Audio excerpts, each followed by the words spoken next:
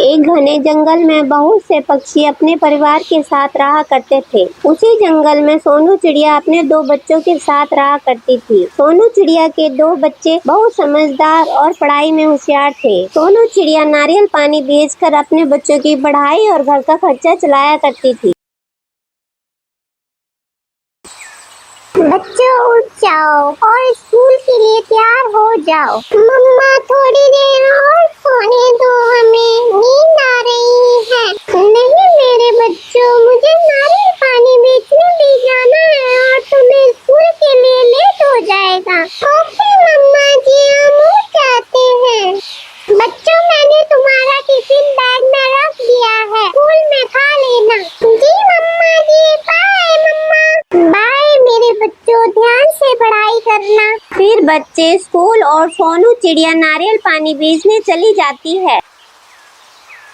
चिंटू बेटा, सोते ही रहोगे कि उठकर स्कूल भी जाओगे? क्या पापा, आप सुबह परेशान करने लग जाते हैं, सोने दो मुझे। रानी, तुमने ही चिंटू को बिगाड़ के रखा हुआ है, जो स्कूल नहीं जाता, पूरा दिन शरारत करता रहता है। जी क्या कह रहे हो? मेरा बेटा तो बहुत ही सुधरा हुआ है, आप तो उसे ऐसे ही बदनाम करते रहते हो। मेरे बच्चे को सोने दो, उसे स्कूल जाकर क्या करना है? सभी के बच्चे सुबह सुबह उठकर स्कूल चले गए और ये देखो सो रहा है। चलो उठो, नहीं तो पिटाई हो जाएगी। जल्दी उठकर स्कूल जाओ। चलो चिंटू बेटा उठ जाओ, तुम्हारे पापा बोल रहे हैं तो स्कूल चले जाओ।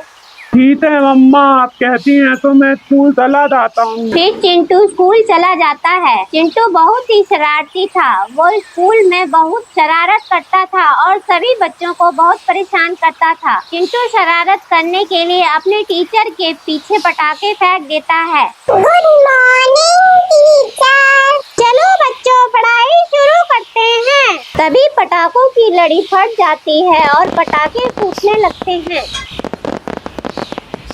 ये किसकी शरारत है? सामने आ जाओ। मैडम जी, हमने तो कुछ नहीं किया, हमें नहीं पता। टीचर समझ जाती है कि ये शरारत चिंटू की है। वो चिंटू को बुलाती है। चिंटू, ये तुम्हारी शरारत है ना? मैडम जी, मुझे माफ कर दो, मैं कभी ऐसी गलती दोबारा नहीं करूँगा। सॉरी मैडम जी। ठीक है, मैं तुम्हें माफ कर देती हूँ, मगर आगे से ऐसी गलती दोबारा ना हो। जाओ अपनी सीट पे बैठो। फिर चिंटू अपनी सीट पर बैठ जाता है। फिर टीचर पढ़ाना शुरू कर देती है। फिर स्कूल की छुट्टी होने के बाद सभी बच्चे अपने अपने घर जा रहे थे तो चिंटू तोती के बच्चे चिंकी को परेशान करने लगता है और चिंकी नीचे गिर जाती है और उसे चोट लग जाती है। चिंकी जोर जोर से रोने लगती है। तभी अरे अरे चिंकी, तुम्हें चोट लग गई, चलो खड़ी हो जाओ, चुप हो जाओ। अरे चिंटू, तुम कितने गंदे हो, तुमने चिंकी को धक्का देके चोट लगा दी। तुम्हारे मम्मी पापा से बोलेंगे तुम्हारी शिकायत। दाओ दाओ टीना की बत्ती दाओ, मैं किसी से नहीं डरता, बोल दो जाके। और फिर चिंटू अपने घर चला जाता है और सभी बच्चे चिंकी को उसके घर छोड़ने चले जाते हैं। मम्मी मम्मी, मुझे चोट लगी है। चिंकी बेटा, तुम्हें चोट कैसे लगी? मम्मी, चिंटू ने मुझे स्कूल से आते समय धक्का देके गिरा दिया। इस चिंटू की शरारतें तो बढ़ती ही जा रही हैं। चलो बेटा, चिंटू के घर जाके उसकी मम्मी को उसकी करतूत बताते हैं। फिर तोती और सभी बच्चे चिंटू के घर पहुंचते हैं। रानी ओ रानी, जरा देखो अपने बेटे की करतूत। मेरी बच्ची को धक्का देकर गिरा दिया। क्या हुआ तोती, तुम चिल्ला क्यों रही हो? मेरा चिंटू बेटा बहुत समझदार है, वो ऐसे किसी को कुछ नहीं कहता। तुम्हारी ही बेटी ने कुछ शरारत की होगी। रानी, तुम अपने चिंटू को समझाने की वजह हमें ही उल्टा बोल रही हो। देखना, तुम्हें एक दिन चिंटू की शरारतों की वजह से तुम्हें पछताना पड़ेगा। हाँ हाँ ठीक है, जाओ यहाँ से। अपने बच्चों को तो देखते नहीं है, मेरे चिंटू को देखकर जलते रहते हैं। फिर सभी अपने अपने घर चले जाते हैं। आओ चिंकी बेटा, तुम्हारी चोट पर दवा लगा देती हूँ, इससे तुम्हारी चोट जल्दी ठीक हो जाएगी। मम्मी जी, दर्द हो रहा है। बस मेरी बच्ची थोड़ा सा ही होगा फिर ठीक हो जाएगा। फिर दूसरे दिन सोनू चिड़िया नारियल तोड़ने जाती है। छुट्टी होने के कारण दोनों बच्चे भी उसके साथ ही जाते हैं और फिर सोनू चिड़िया और दोनों बच्चे नारियल तोड़कर नारियल बेचने चले जाते हैं। आइए आइए, ठंडा मीठा नारियल पानी पी जाइए। फिर बच्चे अपनी मम्मा जैसे ही बोलने लगते हैं। आइए आइए, ठंडा ठंडा मीठा मीठा नारियल पानी पी लीजिए। आइए आइए। कुछ ही देर में सारे नारियल पानी बिक जाते हैं और फिर वो अपने घर वापस चले जाते हैं। मम्मा जी हमारे पास कितने सारे पैसे जमा हो गए हैं। हाँ मेरे बच्चों, ये जो पैसे मैंने जमा किए हैं ये तुम्हारी पढ़ाई लिखाई के काम आएंगे।